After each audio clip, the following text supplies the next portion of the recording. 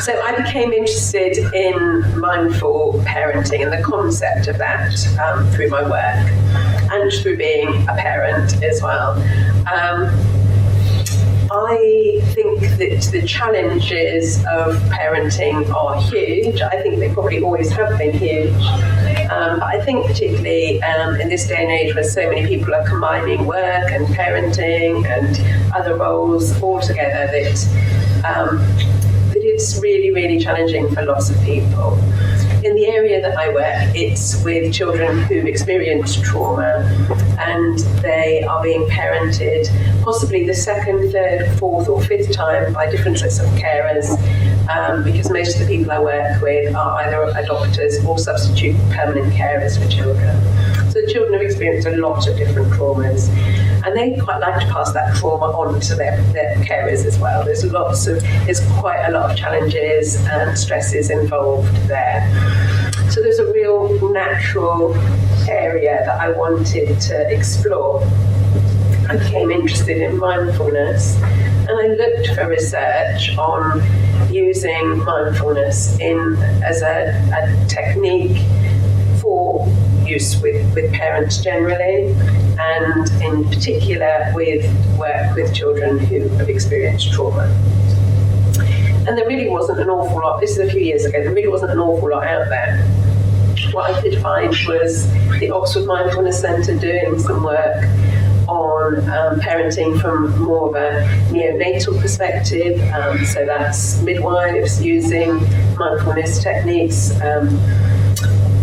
There wasn't an awful lot of research out there. That research is growing, like in so many of the areas we've talked about. There's more and more evidence now for using mindfulness in so many different areas. But this is separate to the sort of mindfulness it's separate techniques that you might use with children in schools. So this is focused on parents and families, but just from a slightly different angle than you might use in schools, because we're talking about using the felt experience of parents and what that's like. So I've always been interested in happiness and what makes us happy as well. And I watched TV, and I realised when I was going to have a baby that everything was going to be okay and everything was going to be really happy, because I could see all these families on TV that were really happy most of the time, apart from me saying, because I can't watch that because it just upsets me. And so I saw babies, and they were like 6 months old, and they had big smiling faces, and they were really chirpy. And then I had a baby, and I looked at my baby, and it didn't look like it was 6 months old, and it wasn't smiling at me all the time, and it wasn't hooing at me all the time. And I thought, what's going on here? There's a lot that society gives us about what parenting is going to be like, and the reality, I think, is often very different. Anybody agree, disagree? Yeah, I think it can be, and I think we don't talk sometimes about the challenges that are there and how we feel about parenting, and how wonderful, absolutely wonderful it can be, but equally how challenging and demanding it can be. Slowly we're getting more and more societal awareness and ability to talk about that. I went through my phone this morning, and there was something there, how parents are dealing with extreme fatigue and depression for working parents, I think it was, something like that. So all of the demands that are made on us day in and day out, and how we can manage these demands. And I guess what I'm talking about here is human connection as much as anything else. So there may be some of you that aren't parents or don't intend to be parents in the room, and for you I would just invite you to think about another relationship when I'm talking about this, or another connection, because ultimately parenting is a part of the human connection, and anything that can help us manage those challenging interactions in relationships, I think is useful. So I've run 2 parenting courses, and we use the raising exercise that you've done today, and we did it with a raisin, and then the homework for that session afterwards was for everybody to go back home and look at their child as if they were a raisin, if you like. So as if they were seeing their child for the first time ever. And these were, as I said, it was with a group of parents that were managing some quite difficult behaviours with their children, which can make you disconnect a little bit. And I don't think I'll ever forget the next week when a dad came back in and cried in the group and said, I've completely lost all connection with my son. I hadn't seen him anymore. All I could see, he was 6 years old, this boy, all I could see was his behaviour, and everything he did to annoy me. That's how Dad was at that point. And he went home, he was very honest, and he went home that night from the course, looked at he said, I have to go and do it straight away. If I don't do it straight away, if I don't do this homework straight away, I won't ever do it. I know what I'm like. So he went up, and his son was asleep. That might have helped.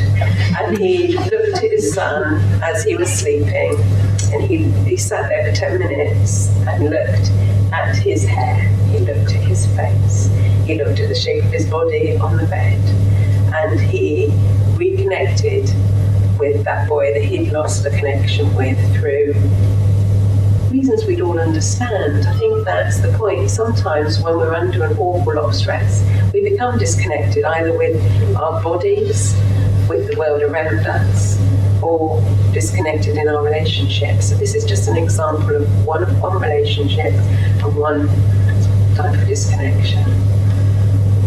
But I do believe that mindful parenting has got something to offer all of us, because we're all in situations in the world today where, I saw a letter home from school the other day from an 8-year-old child. All the children in school have been given these letters that said, when you're picking your child up for school, please do not be looking at your phone, please greet your child.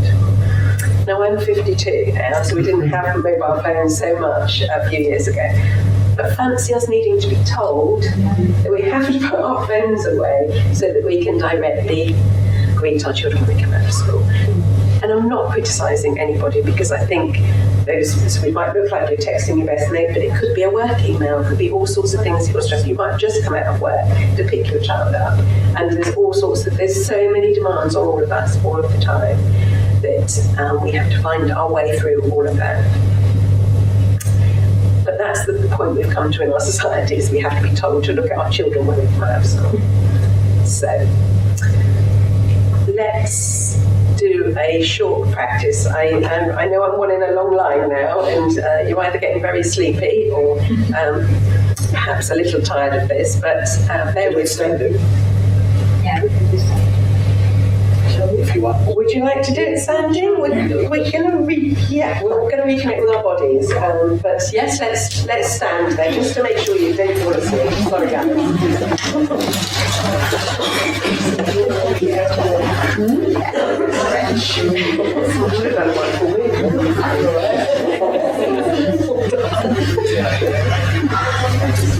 Okay. So find a position that's comfortable for you. When you're standing, your blood pressure can drop a little bit. So if you feel comfortable, you might want to hold on to the chair just in front of you. If your balance is fine, that's fine. Just make sure that you feel comfortable. And if you feel you need to, I'm going to invite you to close your eyes, but if at any point you feel a little bit wobbly and want to open your eyes, then that's fine. I'm going to use the house to start.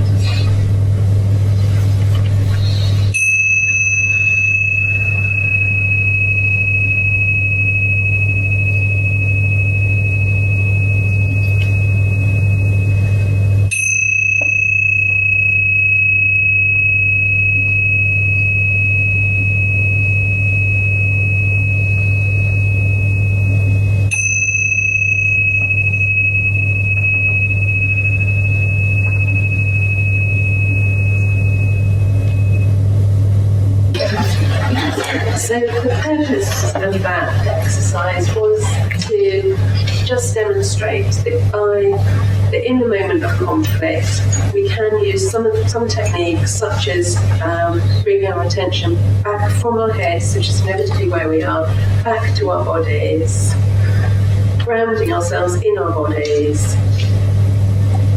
back into the present moment. Because when we're in conflicts, we are in our heads. We're not really grounded, we're not really aware of our situations, we're often not aware fully of the person in front of us. So it's just a little tool for your toolkit to notice that you can, in the moment, bring yourself back to a point where you're a little bit more in control. So it's kind of from that Yes. back to the solidity of the experience. Absolutely. Five senses. Yeah, back to your senses again. A lot of these techniques overlap and are useful in different circumstances. Thank you. Thank you.